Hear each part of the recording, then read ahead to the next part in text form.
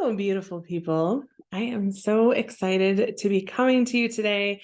I just recorded a podcast episode that was episode 100. Oh, that's nice. I have glitter all over the place, including on my face, in my hair. It's everywhere. It was basically a celebration, but that is for the teaching side of my business. And sometimes I want to come to you with content and I'm like, what format should I do that in? It used to be all blog posts. And technically this will be going on my blog with a transcript. So if you prefer to read, you can do that as well. I wanted to talk to you about a new commercial that Dove just put out. Man, I don't know how to stitch like on TikTok. You know how you stitch, like you pull one of the videos and then you put the other with it. And there's not really a way for me to do that. And I don't want to violate anyone's copyright. So I'll see if there's a way that I can put this into the video. But I wanted to call attention to this commercial. And I'll definitely link it below the video in the blog post because it is so fucking real. Basically, in this commercial, a girl is on social media.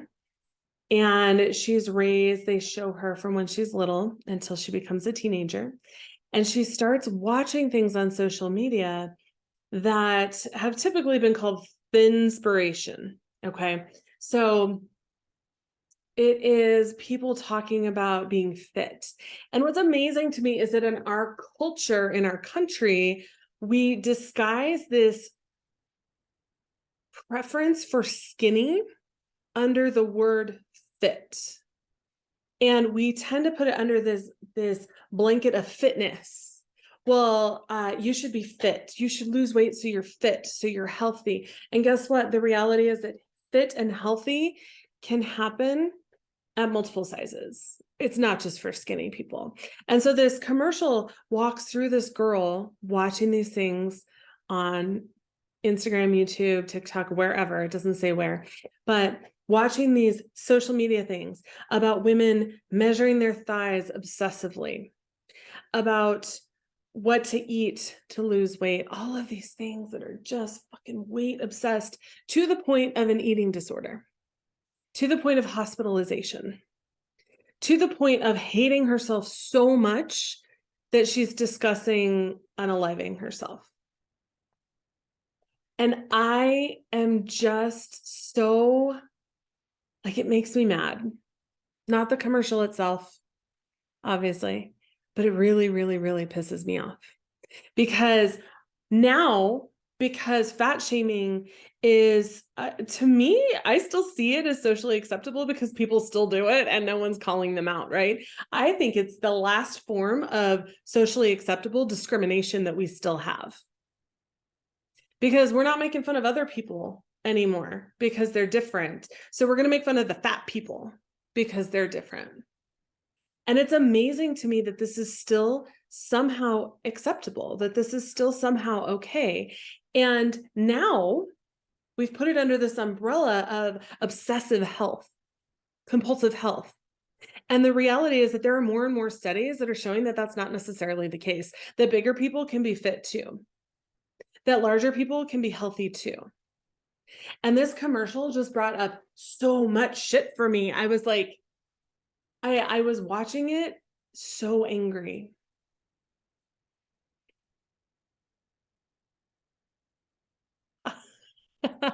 I've waited a couple weeks to talk about this because I didn't want to cry, and here I am still crying.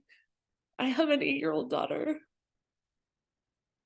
who is just now starting to be made fun of.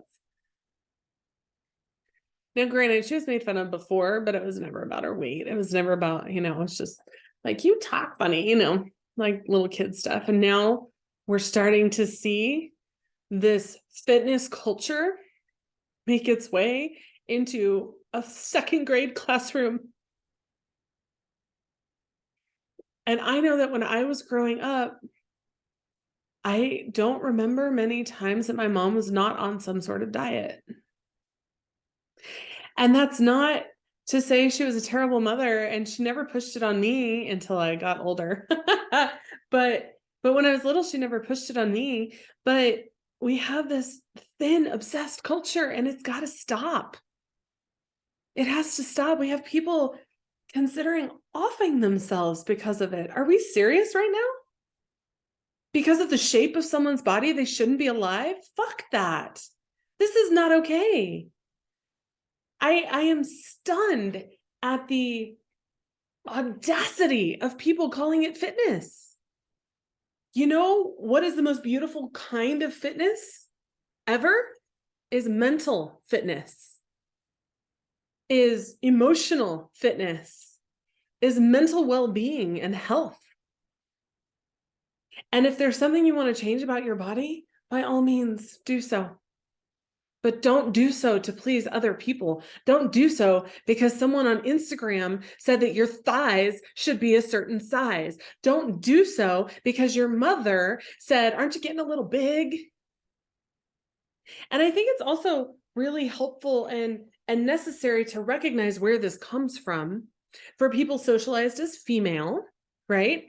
It used to be that we couldn't have our own bank accounts. And this was just in my mom's lifetime, okay? 1974 is when a woman could officially have her own bank account. We couldn't own real estate. We couldn't have our own bank accounts. We couldn't do things for ourselves, not because we weren't capable, but because the laws prevented it. The stereotypes, the laws, the conditioning prevented all of this. So we literally had to get married. We didn't have a choice. If we wanted to have these things, if we wanted to have children and have a home for them, and we wanted to own property, we had to get married. And so our moms, and my mom was born in 1952, our moms were in the thick of this, right? Because they were taught that in order to be marriageable, that they had to get married. I'm sorry, that they had to be thin. They were taught that in order to get married, they had to be attractive, which is thin.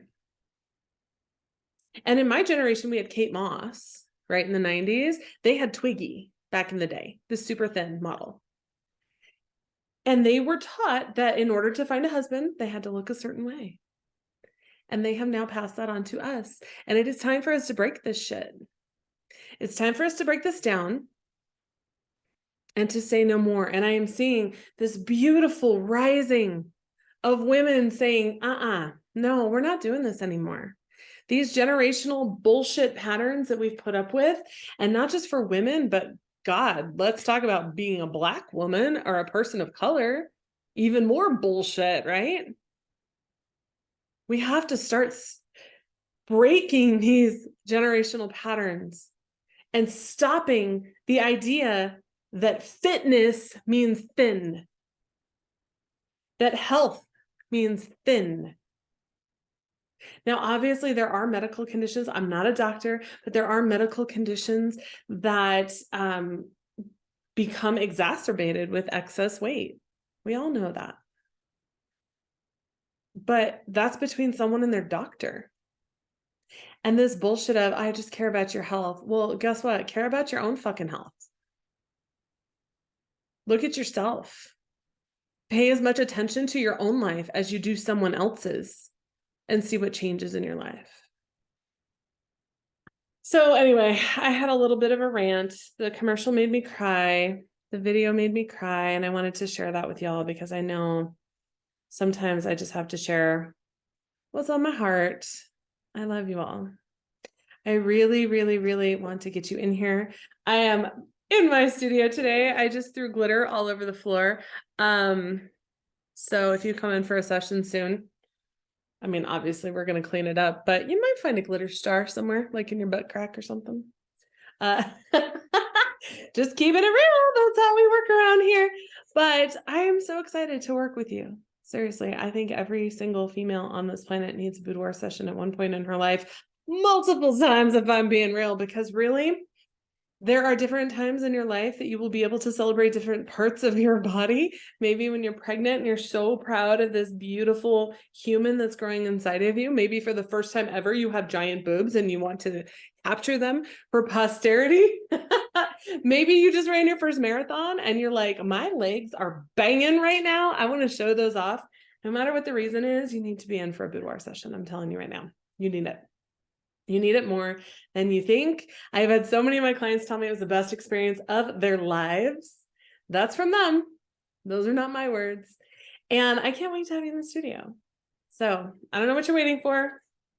Maybe you're turned off by my little rant, and that's okay too. I'm not for everyone, but I am the best at what I do, and I would love to work with you. Have an amazing rest of your day. I hope to see you in the studio soon. I'll put you against my little glitter wall back here. Don't worry, I won't throw glitter on you unless you ask me to. Then I might. But I'll put you against my sequin wall back here. We'll put some fun lights on you, different colors, highlight all the things you love. I can't wait to work with you. Have a good day.